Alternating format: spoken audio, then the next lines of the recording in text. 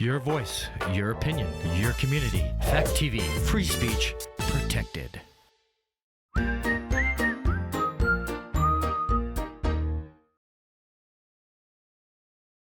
Thank you all for joining us tonight.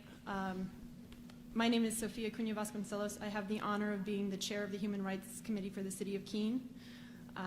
I want first to thank Rabbi Aronson and the subcommittee for their hard work in putting together today's program in honor of Martin Luther King Jr. Our community is very lucky that he and his team were able to bring Father Boyle to Keene to share his experience and insights with us this evening.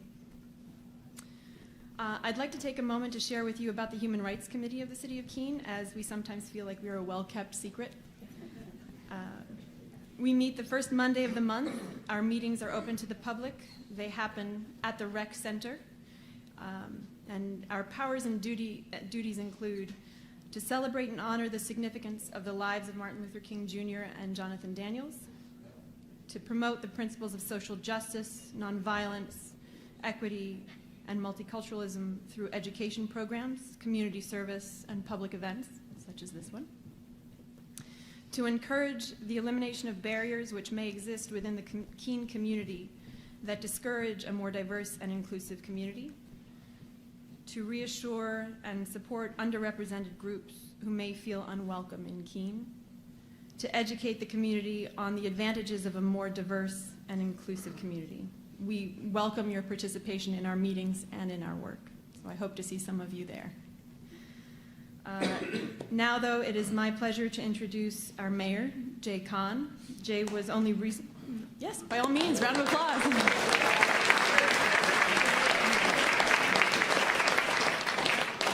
So Jay was only recently sworn in as mayor. However, he is well known to the community, starting with his time leading Keene State College, serving on the city council, and serving as state senator for District 10 from 2016 to 2022. Mayor Cohen.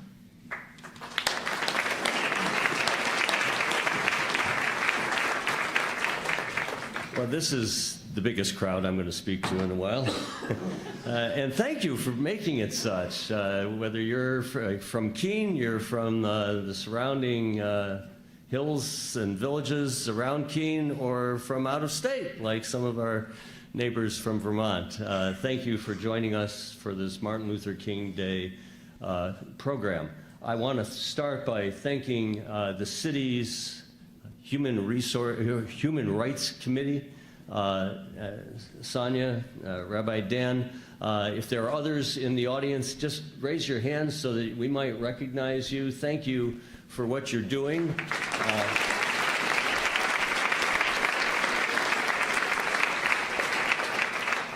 And for bringing Father Greg Boyle, Sergio, and Wilbur to our community to be outstanding storytellers, as you've demonstrated for us. Today, 95 years ago, Martin Luther King was born. Today is his birthday. And unfortunately, he died at an early age of 39 on April 4th, 1968. In that short time period, his impact on our country was immense. His message for racial equality and justice went way beyond its impact on black people in the United States. It had a global reach, which is why he received the Nobel Peace Prize. His message applied to all people who witnessed and experienced inequality and injustice. As a person whose parents fled Nazi Germany, Martin Luther King was, for me, a voice of justice and equity in my country. And I needed that as a child. I needed that hope and that promise. I'm going to segue just for a moment, because in 1999, I felt the joy of New Hampshire becoming the last state in the country to embrace Martin Luther King's birthday as a state holiday. Now, I won't deny that racial inequity and injustice exists today. Because of King's efforts, though, and that of many others, including Keene's martyred freedom rider, Jonathan Daniels, I believe a lot of progress has been made since that time in 1968. And we must nonetheless keep race, though, as a form of inequity in our present consciousness, lest we slip back to where we were not that long ago during my generation. King's message went beyond achieving racial equity and justice. It included economic equity and justice. In the months just before King announced, in the months just before his death, King announced the Poor People's Campaign on November 29, 1967. He said in announcing it, "I'm seeking a middle ground between riots on one hand and timid requests for justice on the other."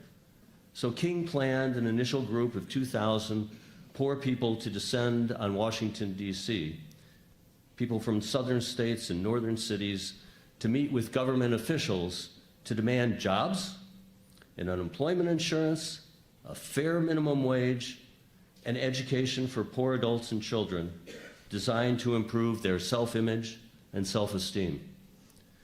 After King's assassination in April 1968, the Southern Christian Leadership Conference decided to go on with the campaign. And so on Mother's Day, May 12, 1968, thousands of women, led by King's wife, Coretta Scott King, formed the first wave of demonstrators. And that following day, Resurrection City, a temporary settlement of tents and shacks, was built on the Mall of Washington, D.C. And for the following 6 weeks, demonstrators made visits to federal agencies to protest and demand economic justice. Today, as we recognize the work of Martin Luther King, it is economic inequity and injustice that I believe is the most serious issue we face as a society. Intergenerational poverty undermines hope and motivation and achievement. Economic inequality, it shows up in financial insecurity, educational disparities, workforce participation rates, adaptability to change, and one's self-determination of their life goals. There's a lot of work ahead of us to minimize the impacts of economic inequality. And certainly national policies, they're going to be the guide to the extent to which people can expect minimum income guarantees, educational access, healthcare coverage. But it is the communities that are the builders of supports that secure opportunity. In Keene, we are fortunate that many among us in this room, many in our community, are those builders of opportunity. We work together to get big things done. Our 100-night shelter is providing housing to those who need shelter, as is the United Church of Christ, serving as backup to that. We feed the hungry, those who face food insecurity, through our community kitchen, which hosted this morning's breakfast, through Feeding Tiny Tummies, Meals on Wheels, our Keene Senior Center, and all of the food distribution outlets in small towns surrounding Keene. That's that food outreach that there is. Keene State College provides a granite guarantee. It's a financial aid program for no-cost tuition towards a college education for all New Hampshire students who qualify and are enrolling at Keene State for the first time. And our Keene Housing Kids Collaborative assures children from low-income families that they have access to after-school and summer enrichment programs. And then we've got the Keene Housing Authority and Southwestern Community Services providing low-income families affordable rental housing opportunities. And health, dental, and mental health care services are provided to those who can't afford the cost of health insurance. And we honor our civil rights heroes, like Jonathan Daniels, through documentary films by Richard and Sandra Wallace or by Larry Benequist. Today, Martin Luther King's birthday, is a day for us to recommit to the values of equity and justice and to build a better community here in Keene and in New Hampshire, and to model what we can achieve as a nation. Father Boyle, today it's an honor for me to welcome you to our greater Keene community. I'm glad that you're here to witness our community. I'm glad that our Monadnock Interfaith Council had an opportunity to meet with you over lunch, that our youth had an opportunity to meet with you just before this session. Your storytelling is fantastic, and I know that you'll impart ideas to us tonight as to how we can achieve more equitable and just outcomes through our work together. Welcome.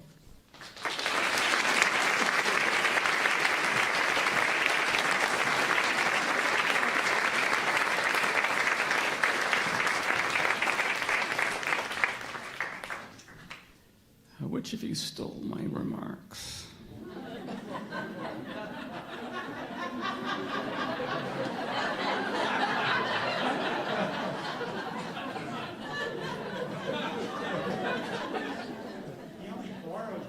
I only borrowed them. Yeah. I don't know if we can turn off the projector. We don't really need that up there, though it might be inspiring you to come up with a new story or sermon, right? In-out signal. I'm Rabbi Dan Aronson. I'm the rabbi at Ahavas Achim here in Keene, but I am here tonight as a member of the city's Human Rights Committee, and this year it has been my honor to chair the MLK Junior Day event that you are all attending tonight. There's so many people who contributed to making today's very long program quite possible. You can see around the room there are flyers that list all of the organizations that have fed our guests, publicized our event, ordered the books that we will sell for cash or check made out to Toadstool Bookshop after the event, provided our event spaces, and recruited volunteers to set up this space, and so much more. The members of the subcommittee for today created the vision for this evening's program and for today's meetings with civic leaders, clergy and faith leaders, and youth. And we hope that today's program will spark ongoing dialogue and activism and activity toward making our community even more loving, safe, and inviting for all who live, work, and play here. The members of that committee are Ted Benson, Gina Burke, Dottie Morris, and myself. And we are indebted to the leadership of Sofia Cunha Vasconcelos, our chair, as well as Alyssa Bender-Jesse, our staff person, who's the Director of Youth Services for Keene. I especially want to thank the Community Kitchen, who pulled off an extraordinary feat.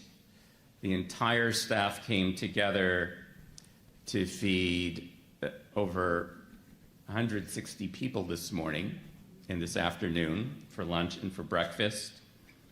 They have an incredible staff. I'll just name three of them: Barb Weissman, Sarah Harpster, who's the executive director, and their amazing chef, Anthony.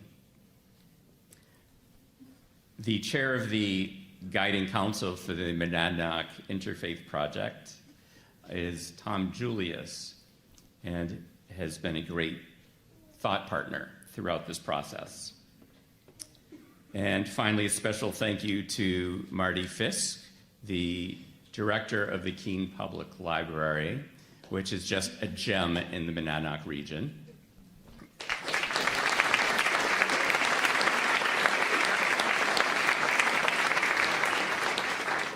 She's just been really great this evening. The library has been closed because of Martin Luther King Day, so there's not a lot of staff around to help out today.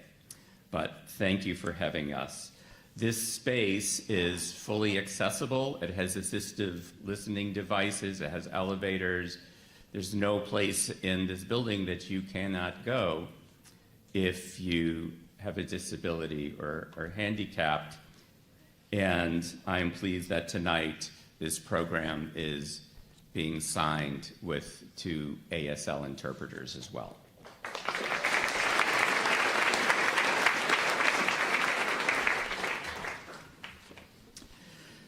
On to Father Greg. Born and raised in Los Angeles, Father Gregory Boyle is a Jesuit priest, the founder of Homeboy Industries in Los Angeles, an acclaimed author, and a light to all who know him or have read his books or heard him speak or have heard about him. From 1986 to 1992, Father Greg, also known as Father G, G-Dog, or just G, served as pastor of Dolores Mission Church in Boyle Heights, the poorest Catholic parish in Los Angeles that also had the highest concentration of gang activity in the city. Father Greg witnessed the devastating impact of gang violence on his community during this so-called decade of death that began in the late 1980s and peaked at 1,000 gang-related killings in 1992. In the face of law enforcement tactics and criminal justice policies of suppression and mass incarceration as the means to end gang violence, he and parish and community members adopted what was a radical approach at the time: treat gang members as human beings.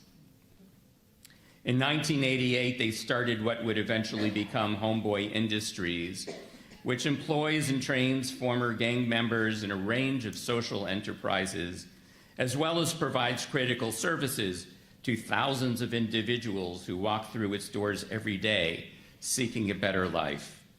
Homeboy Industries would go on to become the largest gang intervention, rehabilitation, and reentry program in the world.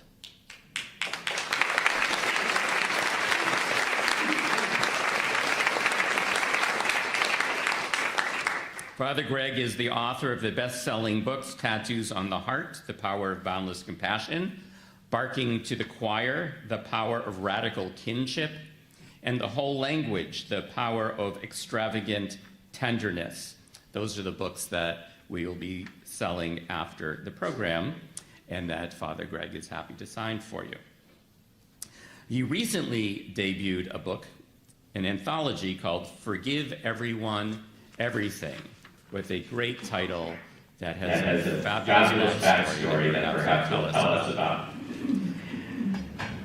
The book, which is not one of the books we have, is beautiful. It is illustrated by a former gang member named Fabian Deborah, and I urge you to seek it out online. Father Greg has received the California Peace Prize and been inducted into the California Hall of Fame.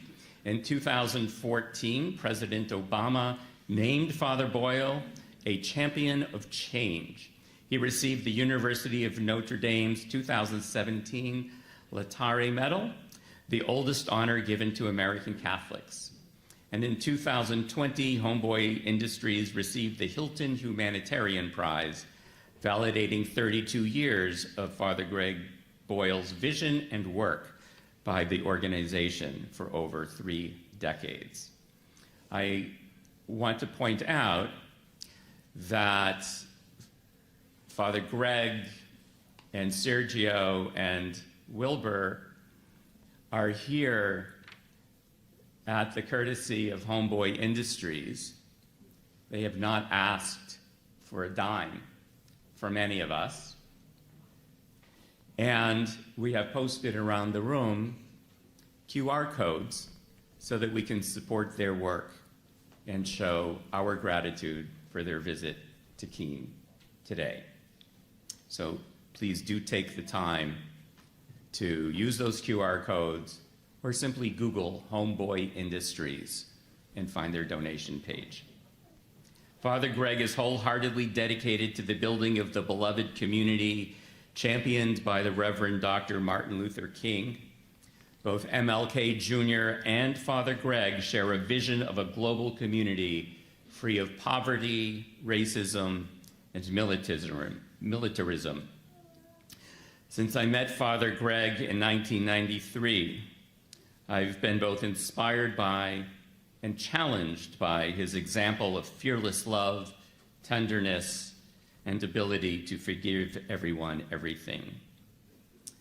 Along with many of you, perhaps, I consider him to be one of my spiritual leaders, and I am overjoyed that you accepted our invitation to speak with us here today in Keene, New Hampshire. Father Greg is joined by two of his homies, Sergio and Wilbur, and they'll be speaking as soon as we, immediately following this very brief introduction to Homeboy Industries. Josh, you want to roll that video? To walk into Homeboy is to be radically accepted. It is a place of the deepest kind of inclusion, and that gives people purpose. Hey Benji, tell us who we are. Educational class schedule, youth reentry center, tattoo removal, cafe, what do you got for us? Bakery, merch, tours, visitors, and such. Jesus, please lead us in prayer. You guys could please bow your head.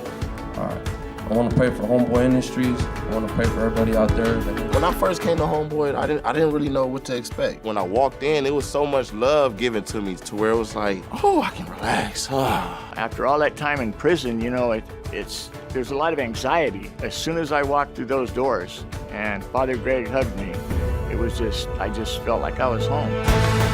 When we're out in the streets, people try not to look at us. Once you come into Homeboy, they don't judge you. Like, they literally do see you. You know, you don't get to pick where you grow up. You don't get to pick your family. You don't get to pick the stuff that you're born into. I learned how to be a father. I learned how to be a son. I learned how to be a man. Like everything. I learned almost everything at Homeboy. Before Homeboy Industries, my life was a mess. I didn't have a relationship with my mom, and when I was in prison, she wrote me a letter. She begged me that just to get my life back together. Father Jesus never made me feel anything other than kinship. That's what works about Homeboys. I mean, it's the kinship. And being together and being present and pushing each other, supporting each other. We take people that are involved in gangs and criminal activity that want to change, and we bring them in, we give them a job. I don't know how I would have changed it if I would have never went to Homeboy. They just there to help and change lives. So that's important, because it changed my life. I don't think I would still be here today if it wasn't for God, first of all, but then Homeboy Industries too. Father Greg, like, what do you want me to do? And he responded by, I just want you to be here. And once I decided to be present, then everything else started to happen. Don't be afraid to dream, because if you really want it and you're willing to put in the work, Homeboy is going to help you get it. And it's amazing what a person can do when they have the right encouragement. That's why it's more important for me to give back and help those that are coming through those doors just like I did. I didn't know I can get love like this from people that don't even know me. They never give up on you, but most importantly, they never let you give up on yourself. Homeboys is somewhere that you can come in through the doors and say you don't have your life figured out or you just need a fresh start. Everything that you need to be able to restart your life, you'll find it at Homeboys. There's not a door that you can knock on there where you can't get some kind of help, whatever it is. My dream for Homeboy is to further grow that feeling of connectedness, that you can walk out of Homeboy and the whole city can feel like we all are connected and belong to each other. I want to pray for Father Greg wherever he's at, and I just want you to protect us over the weekend, and yeah, that's it. Amen.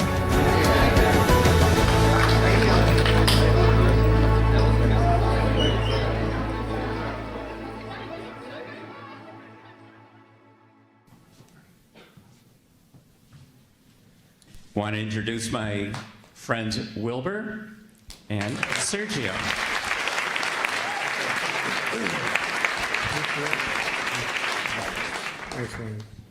Good afternoon. Thank you guys for having us here. Watching that video, they took everything I was going to say.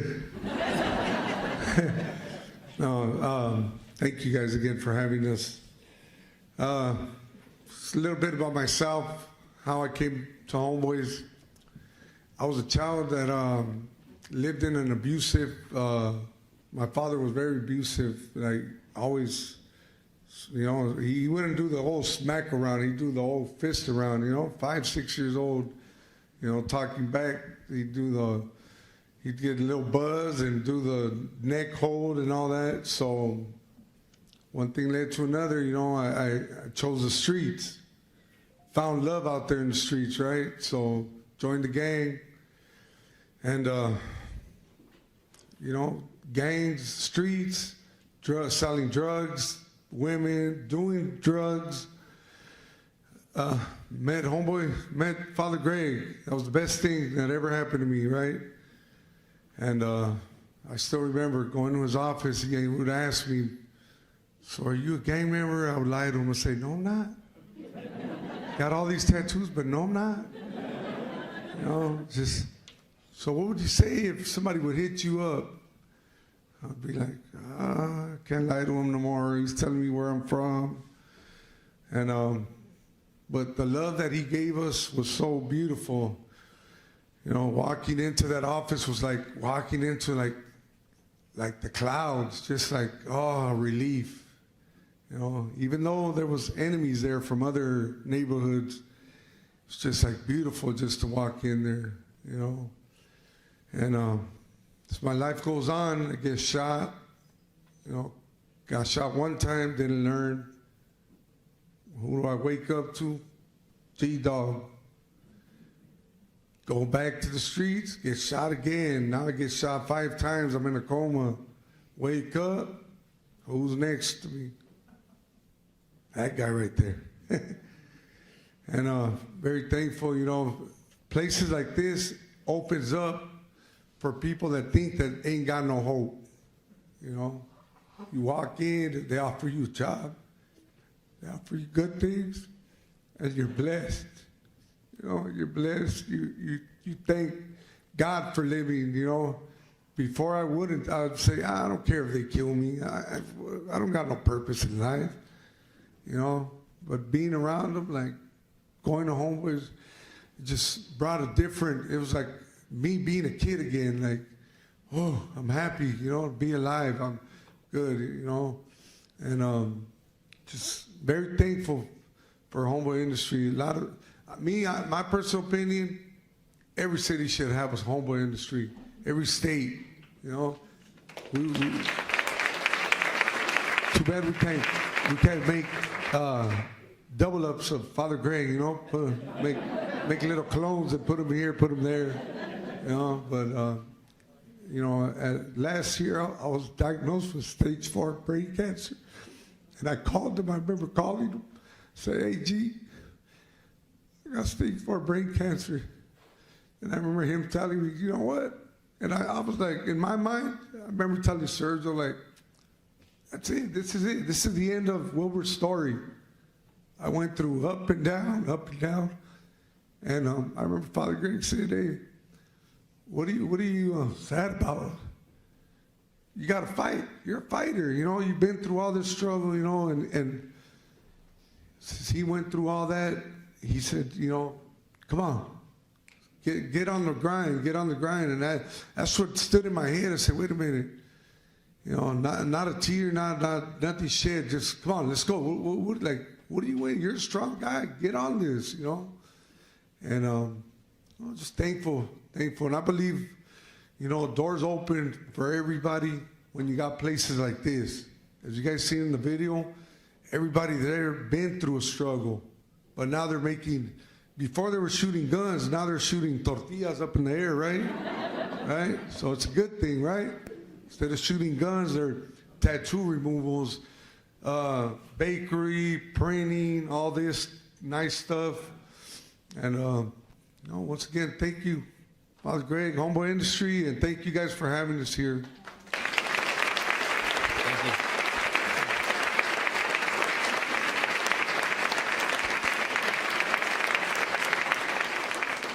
All right, hello, my name is Sergio. Thank you for having me here for the 4th time. I feel like I live here now. But so kind of like Wilbur was talking about, my dad also was addicted to, cocaine and PCP. And I grew up with a dad that was extremely paranoid, always interrogating me, never believed me, said my mom was cheating on him, and it started to escalate, and it started to get worse and worse and worse. And to the point where we would come home, he'd beat up my mom, choke her out.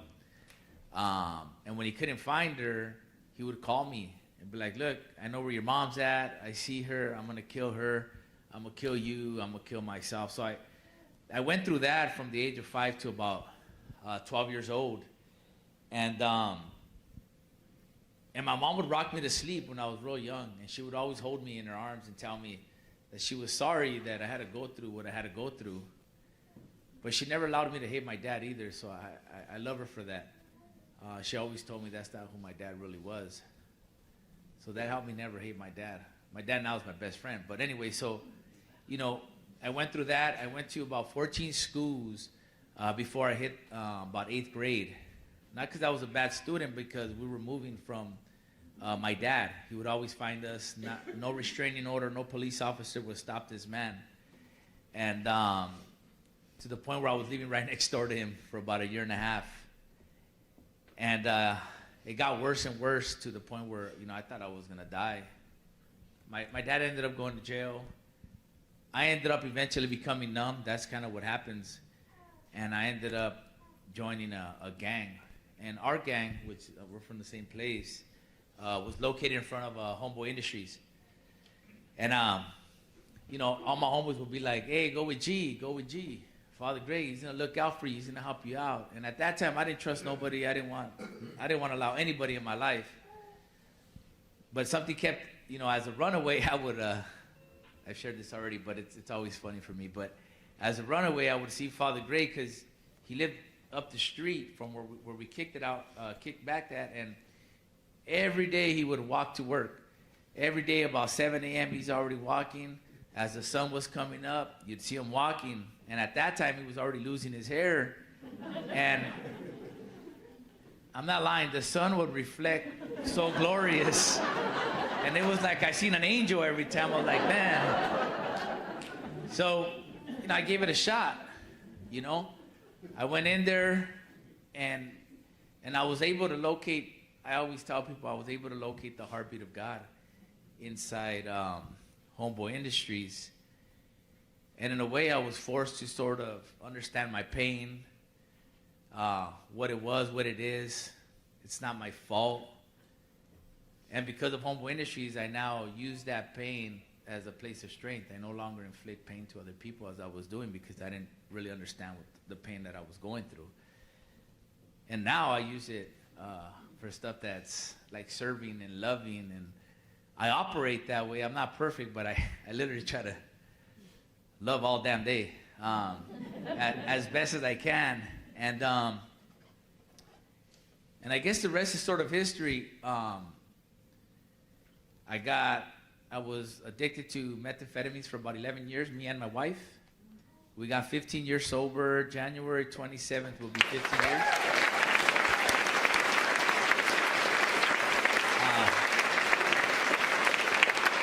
I got 3 wonderful daughters, a 25, 24, and a 20. And they're all doing the same type of work, even my wife. My wife works in the jails. She's behavioral health, mental health. 2 of my daughters work for the city of Riverside. One works for like the DARE program in Riverside, like drug prevention. My other daughter works for the city of Riverside. She's a teacher's aide. And then my youngest works for Target. She's almost in HR already. She's going to possibly have her own store already. And whether it's customer service or caring for people, my whole family is enraptured in all that. And so that's kind of what came about my life in 5 minutes. But thank you.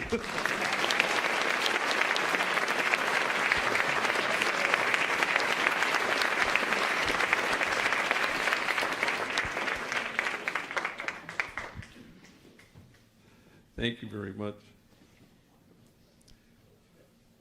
Well, we will miss you when we leave tomorrow, but we won't miss the roundabouts because they're, these two guys are just, they were just terrified. Every time I entered one, they just went like this, you know. I do want to say, because you didn't say it here, was that you endured, Wilbur, a year of chemo, arduous, horrible chemo, and arduous 37 days of radiation, and so he's 3 months. We've beat it.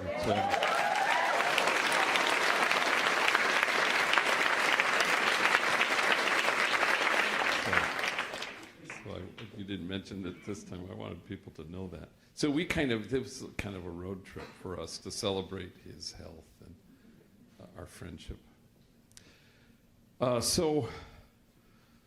Yeah, every time I have a microphone in front of me, I always think of this homie named Luis Perez, who was kind of a force of nature, and he would come with me and he'd give talks on it. I'd send him to places and he'd give talks. Shot caller, was in prison, tattooed, in recovery, but he liked giving talks. And we went out to dinner one night and he was giving me tips on how to speak publicly. And he said, you know, you gotta pepper your talk with self-defecating humor.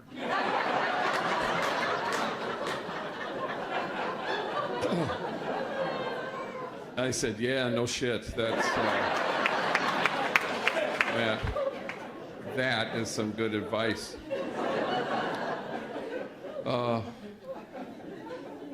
So, you know, what Martin Luther King says about church could well be said of your time here at the library this evening. It's not the place you've come to, it's the place you go from. And you go from here to imagine a world that just possibly could look differently than it currently looks because of you. You go from here to imagine a circle of compassion and then imagine nobody standing outside that circle. You go from here to plant yourself at the margins because that's the only way they'll ever get erased is if you stand out at them. You go from here to, with a particularity and an intentionality, to stand with the poor and the powerless and the voiceless. You go from here to stand with those whose dignity has been denied and those whose burdens are more than they can bear. You go from here to stand with the easily despised and the readily left out, to stand with the demonized so that the demonizing will stop, and to stand with the disposable so that the day will come when we stop throwing people away.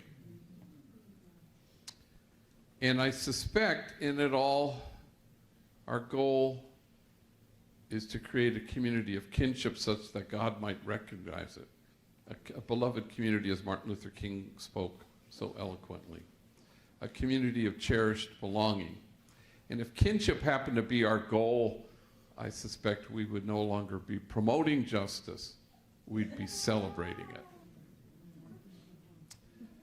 And so everybody in this room knows what it's like to brace yourself when you stand at the margins, because people will accuse you of wasting your time. But the prophet Jeremiah writes, "For in this place of which you say it is a waste, there will be heard again the voice of mirth and the voice of gladness, the voices of those who sing." And so you stand at the margins and other voices end up getting heard. A digression. I have 5 sisters and 2 brothers, and since COVID, we get on. We have this monthly Zoom, and that's a lot of people, you know, with all their spouses, And so, and it was my mom's, the anniversary of her death. And so she died somewhere in the second year of the Trump administration. I don't know why that's a marker, but, and she was 92 years old. And she died the way all of us want to die, you know, in your own home, in your own bed, surrounded by your kids. And she was sharp as a tack, even till the very end. In fact, in the last year of her life, she watched so much MSNBC, she was becoming Rachel Maddow. And she was not a lick afraid of dying. In fact, a month before she died, she said to me, and she was positively giddy. And she says, "I've never done this before." You know, like, which is what you say before skydiving, you know? And in fact, the day before she died, I happened to be in a room by myself with her, which never happened, ever. There were so many people. But it was a kind of fluky thing. And I was there alone with her, and she was sleeping, and she woke up and she saw me at the foot of her bed, and she went, "Oh, for crying out loud," and she went back to sleep. She was pissed that she hadn't died. Sorry. And the very next day, again, as odd as this was, because you never were there alone with her, it was at exactly noon. I was at the foot of her bed. I was the only one in there. My sisters had gone out to get lunch or something. And at exactly noon, she lifted up her head from her pillow, and she opened her eyes, and she let out this wondrous, glorious gasp. Skydiving. And she left us. And nobody in earshot of that sound could ever be afraid of death again. And in her last days, she'd have her bed surrounded by 2 or 4 or all 8 of her kids. And she'd be in and out of consciousness. But when she would come to, she would lock on to just one of us, laser beam focused. And she would look at this one person with glorious delight. And she'd say, "You're here. You're here." And I think that's what we do at Homeboy Industries. That may seem odd segue. But homies, especially those who've been lifers and spent a long time, they say, you know, we're used to being watched. We're not used to being seen. Every single man and woman who walks through the doors comes barricaded behind a wall of shame and disgrace, and the only thing that can scale that wall is tenderness. Every single man and woman comes through our doors with what psychologists would call a disorganized attachment. Mom was either frightened or frightening. And you can't calm yourself down if you've never been soothed. Everyone who walks through those doors, somebody inside the doors will look them in the eye, and their whole being will say, "You're here. You're here." A place where people are safe and seen and cherished, and if it's true that the traumatized are likely to find their way to causing trauma, it has to be equally true that the cherished will be able to find their way to the joy there is in cherishing themselves and others. So Homeboy Industries was started in 1988 when I was pastor of the poorest parish in the city, as was kindly mentioned by Dan. My parish with 2 huge housing projects, the largest grouping of public housing west of the Mississippi. We had 8 gangs at war with each other, which is unheard of in public housing, to have that many. And the LAPD deemed my parish the place of the highest concentration of gang activity in the whole city. So if LA was the gang capital of the world, my parish was the gang capital of the city. We have 110,000 gang members in LA County, 1,100 gangs. So I buried my first young person killed because of the sadness in 1988. 2 months ago, I buried my 261st. Not all from that community, but I know a lot of gang members, and I get asked to do this. So the first thing we did was we started a school because there were so many middle school, junior high age gang members who had been given the boot from their home school. Nobody wanted them. And so they were wreaking havoc in the middle of the day, writing on walls, and they were violent, they were selling drugs. So I walked out to them, and I would, kind of isolate them a little bit. And I'd say, hey, if I found a school that would take you, would you go?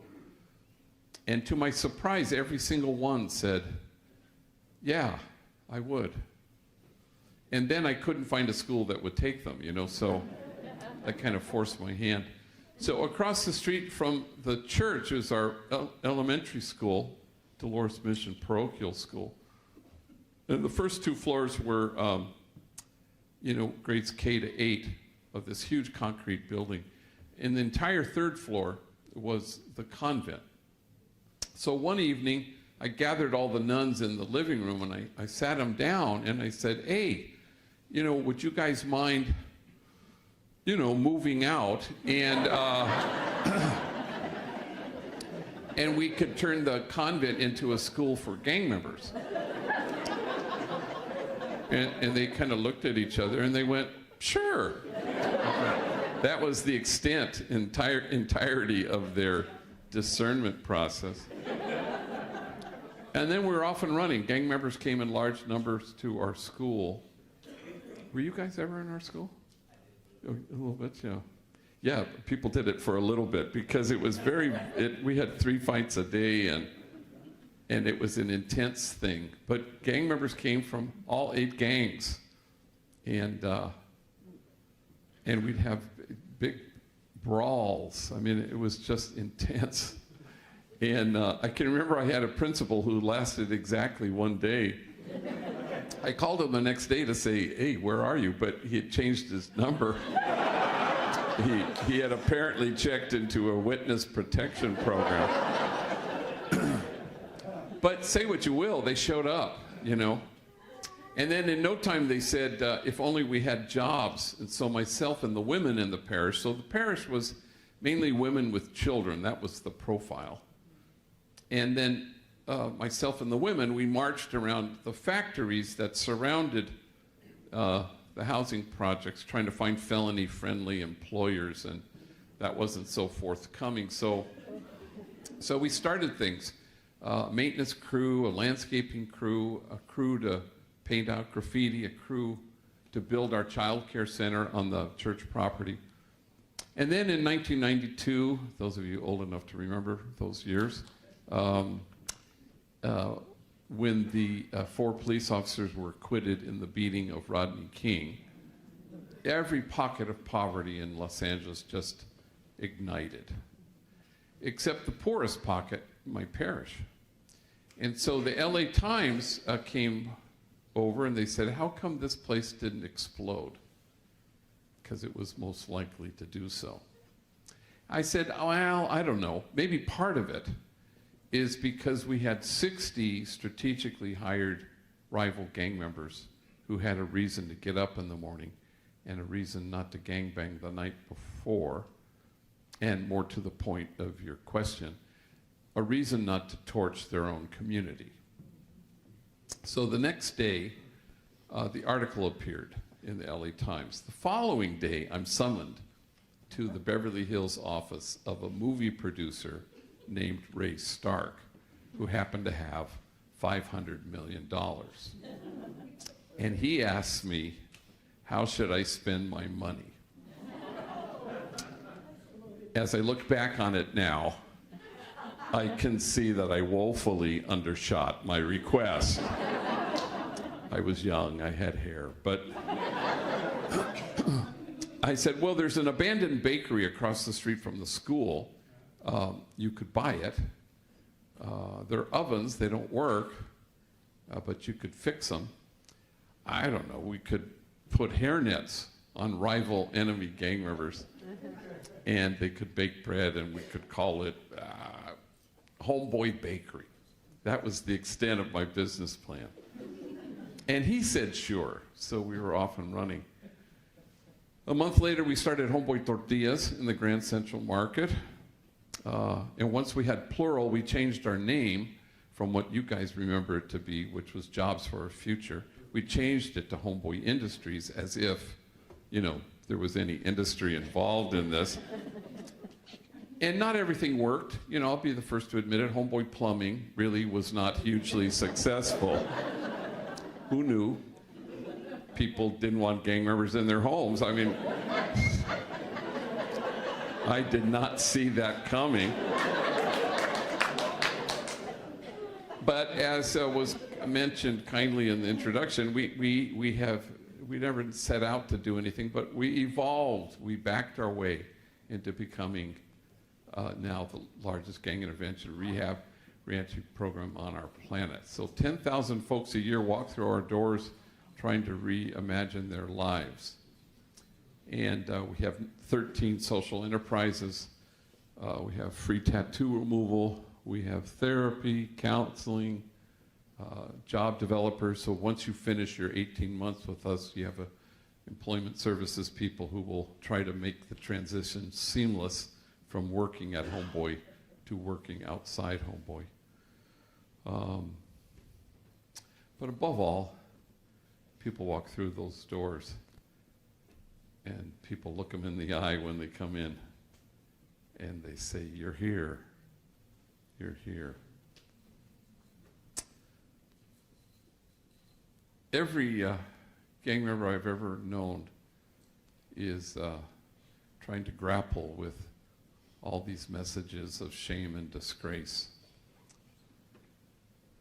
At Homeboy, we're allergic to the idea of holding the bar up and asking folks to measure up.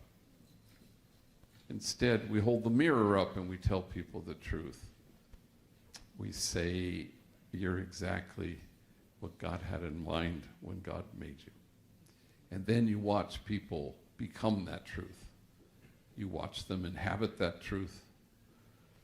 And no bullet can pierce it. No 4 prison walls can keep it out. And death can't touch it because it's huge. But you have to reach in and you really have to dismantle the messages of shame and disgrace. And you have to replace them with that truth. In the Acts of the Apostles, it has this one odd line where it says, "And awe came upon everyone." And it suggests that the measure of health in any community at all, including this one here in Keene, may well reside in our ability to stand in awe at what the poor have to carry, rather than stand in judgment at how they carry it. And so this auditorium in this beautiful library is not the place you've come to, it's the place you go from to announce that message that everybody is unshakably good and we belong to each other and there are no exceptions. Many years ago, I was invited to speak to 600 social workers in Richmond, Virginia. And it was one of those gang in-service. And I had done a lot of these over the years. And social workers commandeer a hotel ballroom and they sign in and they get credits and they're there from 9 to 5 and they go to keynotes and workshops and breakout sessions. And the whole idea is to kind of find the undergirding issue to why kids join gangs, you know. And it's about a lethal absence of hope. And so you decide to infuse hope to kids for whom hope is foreign, and you decide to heal the traumatized and the damaged. And you decide to deliver mental health services in a culturally appropriate and timely fashion. So I had done a lot of these, and they invited me, and I figured I'd give a keynote or something. I said yes. buying my ticket to go to Richmond, Virginia. Well, a week before I am to fly, this I'm sort of reminding me of like, when did you actually look at the itinerary we had planned for you in Keene? And it was like minutes before I went to LAX. So I'm bad that way, I'll admit it. So I pull out the letter inviting me to Richmond, Virginia, and I go, and to my horror, I discover that I am to be the only speaker, 9 to 5 all damn day. And I said, oh, hell no, I'm not going to be the only speaker. So I bring two homies in, Andre, African-American gang member, and his rival and enemy, Jose. And they're both in our 18-month training program. And I sit them down. They're like in their 9th month with us. And I said, look, at the end of the week, you're flying with me to Richmond, Virginia. I'd like you to get up in front of 600 social workers and tell your stories. Take your time.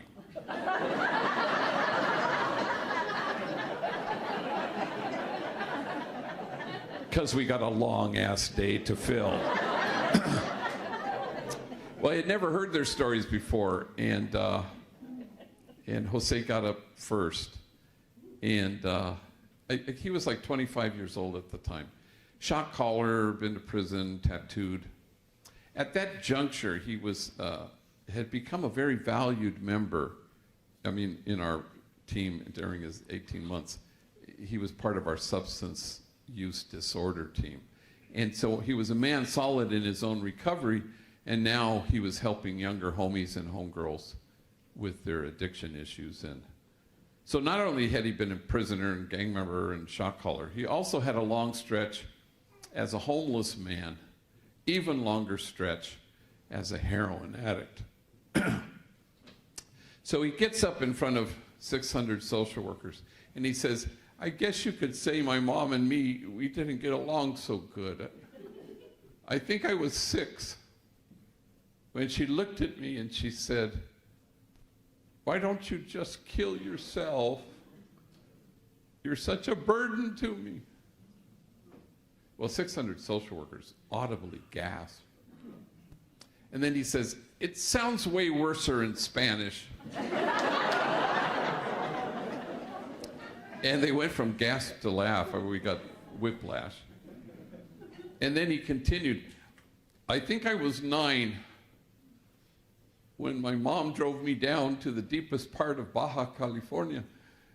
And she walks me up to an orphanage and she knocks on the door and the guy comes to the door and she says, I found this kid. And she left me there for 90 days until my grandmother could get out of her where she had dumped me. And my grandmother came and rescued me.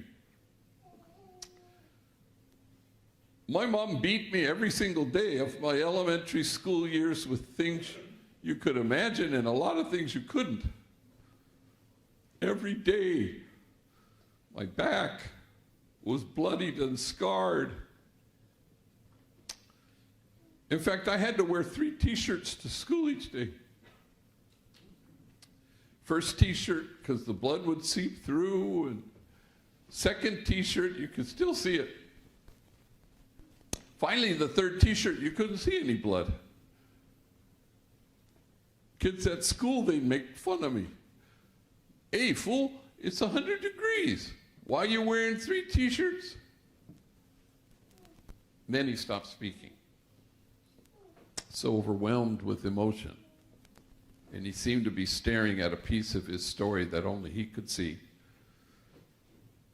And when he could regain his speech, he said through his tears, I wore 3 t-shirts well into my adult years because I was ashamed of my wounds.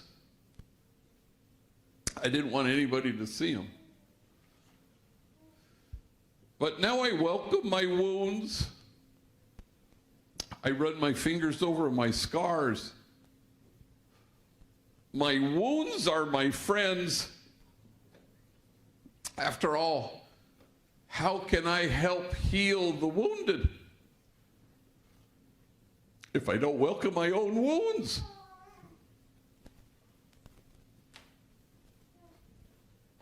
And awe came upon everyone. The measure of our compassion lies not in our service of those on the margins, but only in our willingness to see ourselves in kinship with them. For the truth of the matter is this: if we don't welcome our own wounds, we may well be tempted to despise the wounded.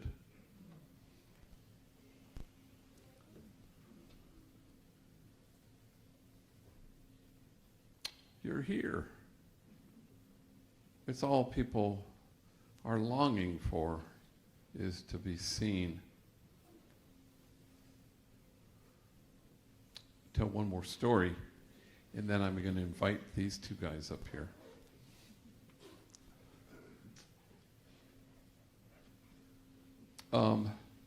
As was evident in our earlier meeting at 4:30, it happens sometimes in schools where students will be forced to read my books against their will. Apparently we had a batch of them upstairs earlier. And it happens. And so Gonzaga University, my alma mater in Spokane, who ruined my bracket every March, they had forced the incoming freshmen to read Tattoos on the Heart. And so they called me and they said, could you come and speak? We're going to have a big venue, like 1,000 people, and bring 2 homies. So I said, sure. And normally speaking, I would bring homies. I have 2 criteria. One is enemies, so that I force them to share a hotel room just to mess with them. And the other one is I always pick homies who have never flown before, just for the thrill of seeing gang members panicked in the sky. I made an exception this time because we wanted to celebrate Wilbur's remission. I remember once I was at LAX, 2 older vatos, and one of them said to me, hey, gee, are we flying Virgin Airlines because it's our first time? I said, yes, it's a requirement. We'll be coming home on American. So that one I picked Larry, African-American gang member, and his enemy, Mario. And, I'm used to having homies who have never flown before, and they're just terrified. But this guy, Mario, I've never seen anything like it. He was just so panicky. He was starting to freak me out a little bit. He was hyperventilating, which I had never witnessed before, like that. And we hadn't even boarded the plane yet. And so we're at Burbank Airport, which is kind of a smallish airport, but big Southwest Airlines planes. And they don't have that hermetically sealed chute that you board the plane on. You have to walk out onto the tarmac like you're the president. And then you have the steps that lead to the front of the plane. Big feature at Burbank, steps that lead to the back of the plane. So I'm sitting there with Mario, and he's just terrified. Larry is off exploring the Burbank airport. And it's the first flight of the day, so it's early morning, and our flight crew arrives. And there are 2 female flight attendants. Both of them have very large cups of Starbucks coffee. And they're schlepping up the steps to board the plane. And Mario goes, when are we going to board the plane? I say, well, as soon as they sober up the pilots.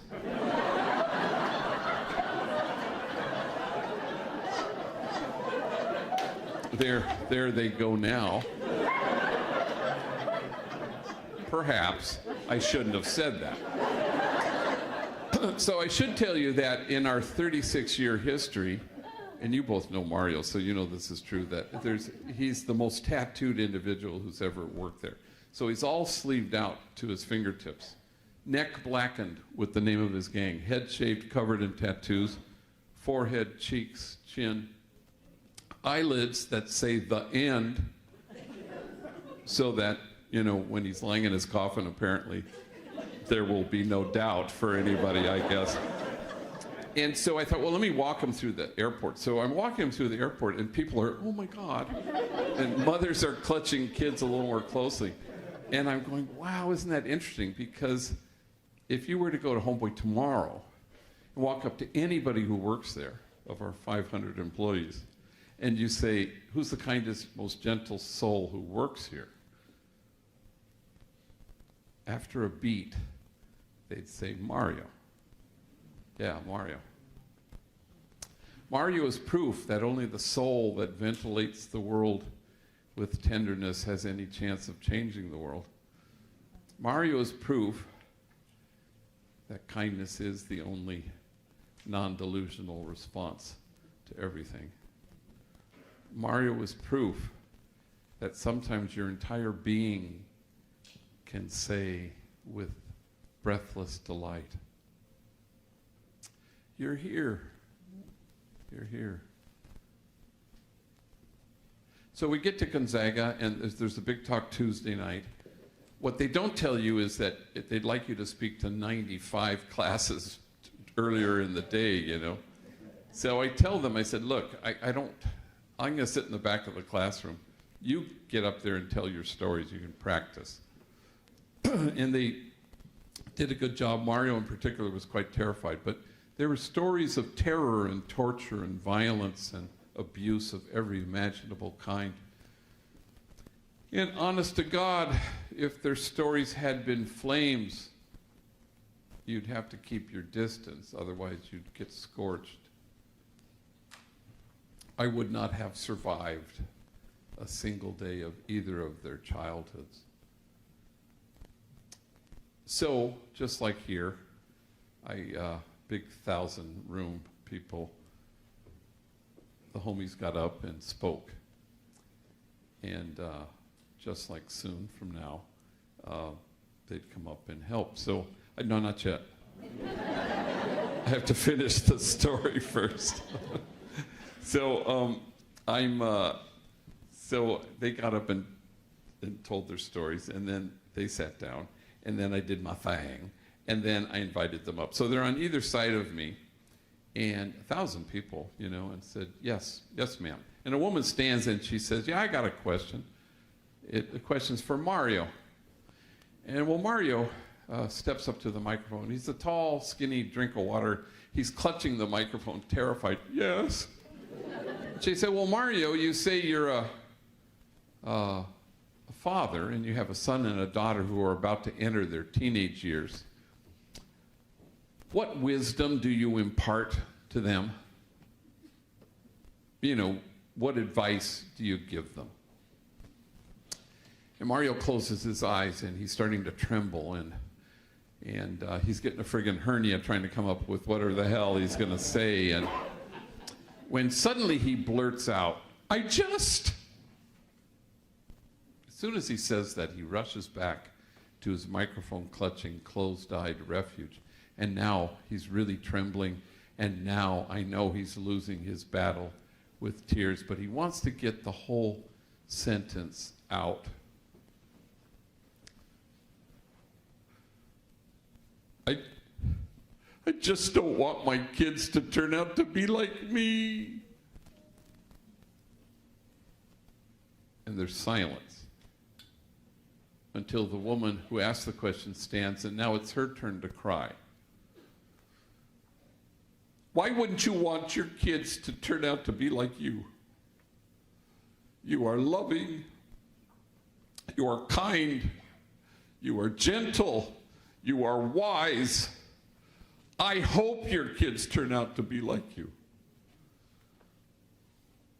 And 1,000 total perfect strangers stood, and they would not stop clapping. And all Mario can do is hold his face over his hand, so overwhelmed that this room full of strangers had returned him to himself, that this room full of strangers had looked at him and said with breathless delight, "You're here." And everybody standing had been returned to themselves, which is the exquisite mutuality of kinship.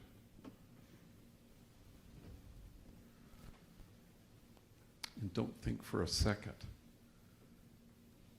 that this beautiful library is the place you've come to. It was always going to be the place you go from. To imagine a circle of compassion and then imagine nobody standing outside of it. To go from here and dismantle the barriers that exclude. And soon enough, if not already, you have ceased to care if anyone accuses you of wasting your time at the margins. For in this place of which you say it is a waste, there will be heard again the voice of mirth and the voice of gladness, the voices of those who sing. Thank you very much.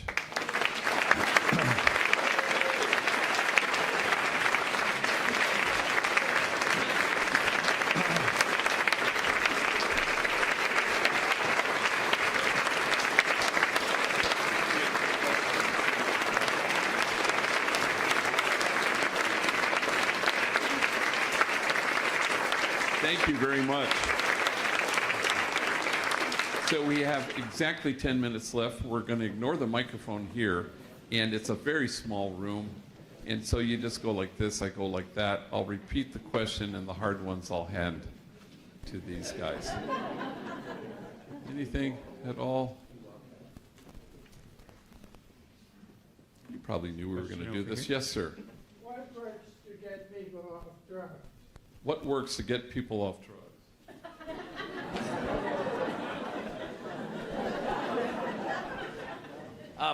For me, is a community, a place where I could be vulnerable and express, some of my hurts, a safe place. And another thing, I was tired of it. I was tired of going in and out of jail. That sort of caught my attention. A lot of people don't make it, but I'm just grateful. Now I operate from a grateful place now. For me, that's what it was, a community that would hear me out.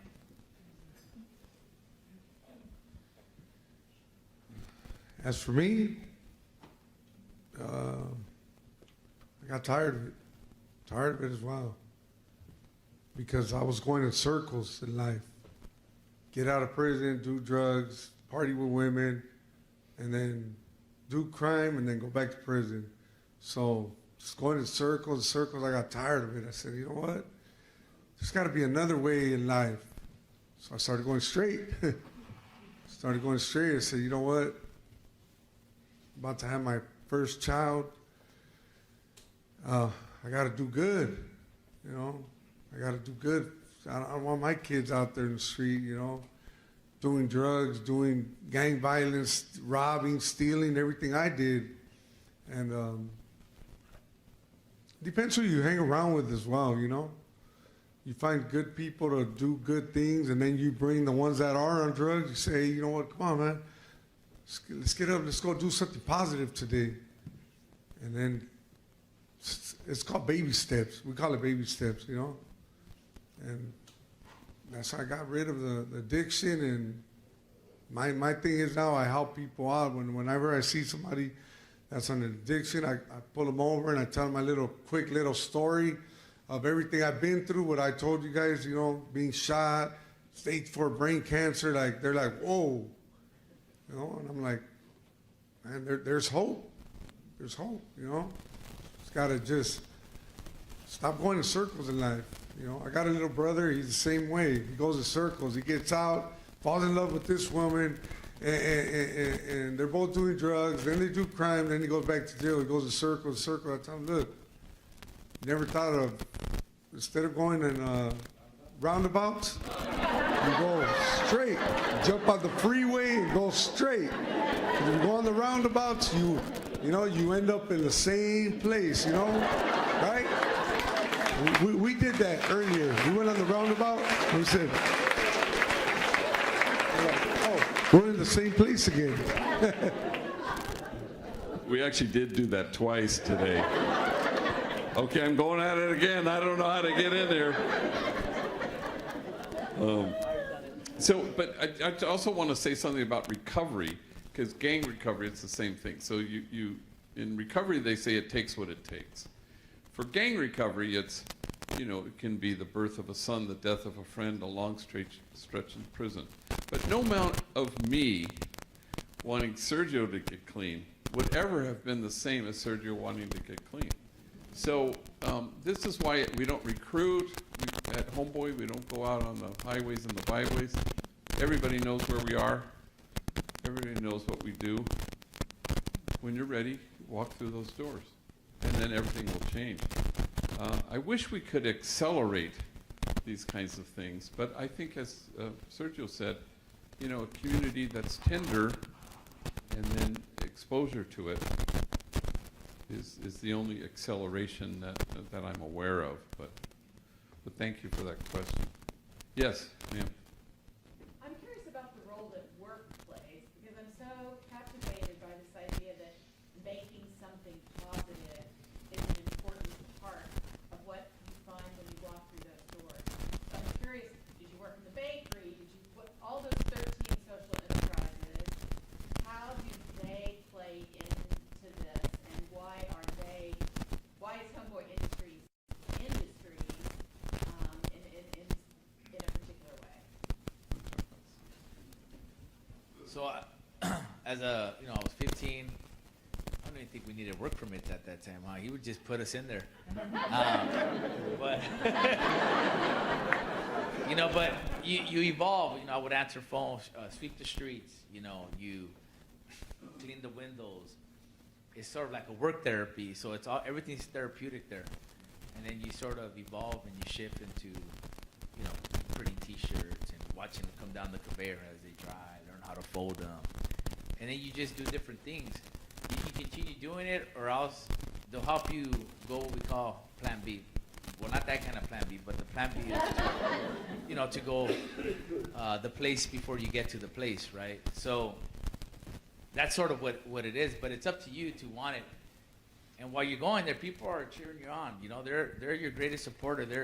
There's a bunch of cheerleaders there, like guys, girls, and everything. They're just cheering you on to continue to pursue, what was lost inside your soul. And once you start to see that and develop that, then you're like unstoppable. So that's sort of my experience, at least. So I do want to kind of a little caveat on that, because, we had the school, I mentioned that, and they said if only we had jobs.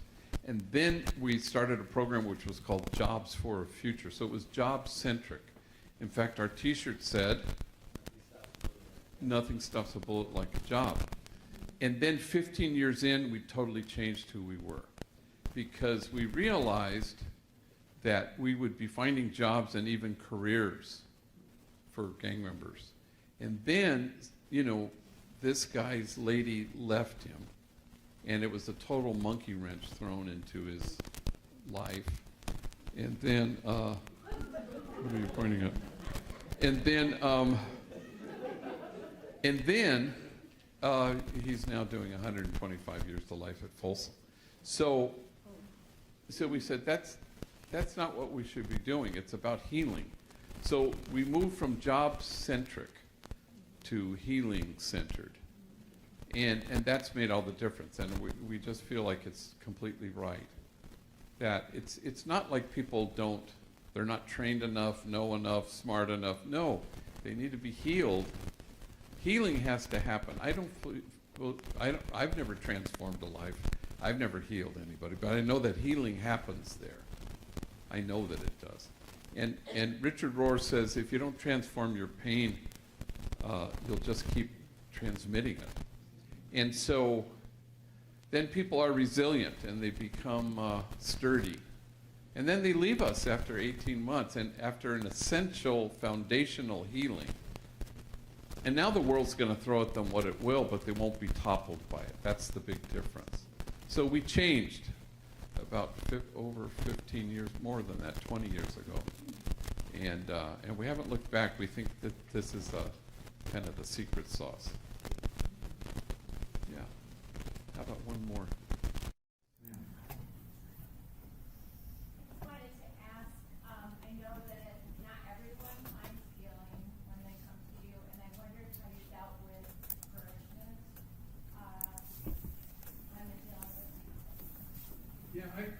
I don't think it's true that the healing doesn't happen. I think that's kind of part of the insight at Homeboy, you know, because we measure things, you know, we measure success, and we're not success obsessed, you know. It's not about evidence-based outcomes. It's about the person right in front of you, you know.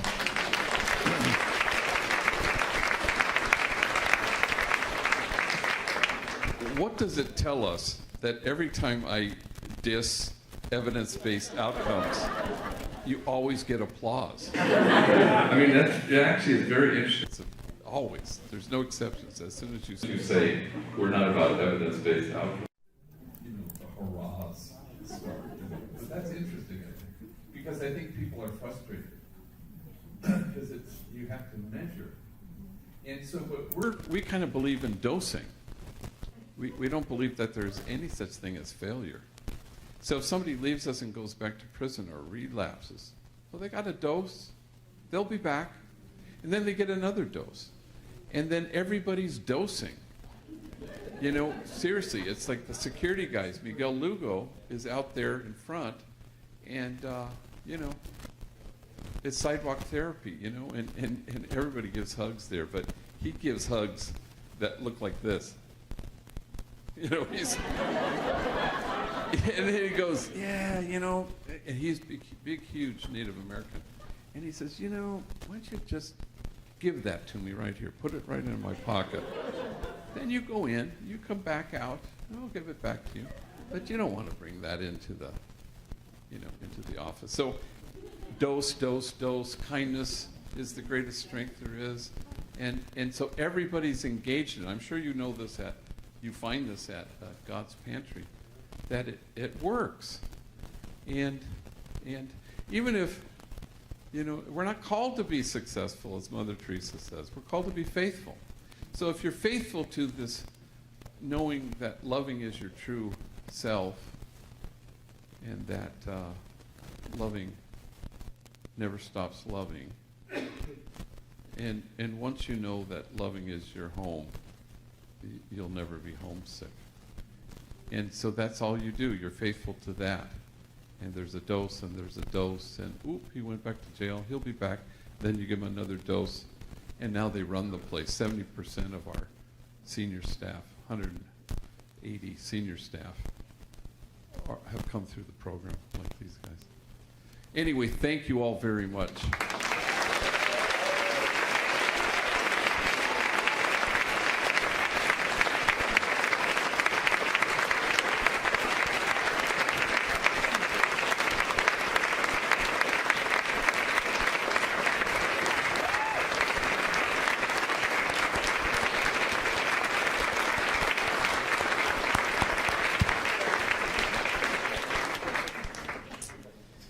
We have a mountain that you can see here, see from Keene, called Mount Monadnock. Mount Monadnock lost its hair a long time ago as well.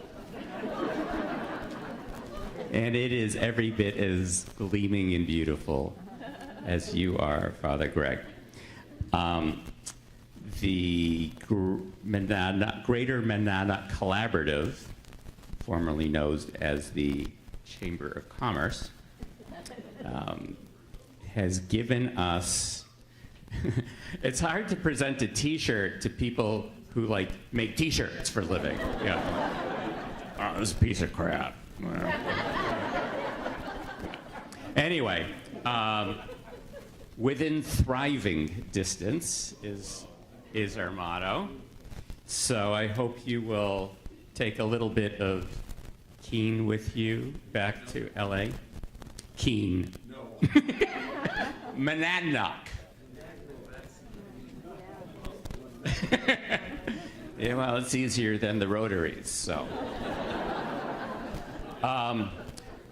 I think, well, I'm thinking I'll have what they're having, but I'm also thinking, how can our city possibly be the same tomorrow as it was yesterday after hearing the three of you speak?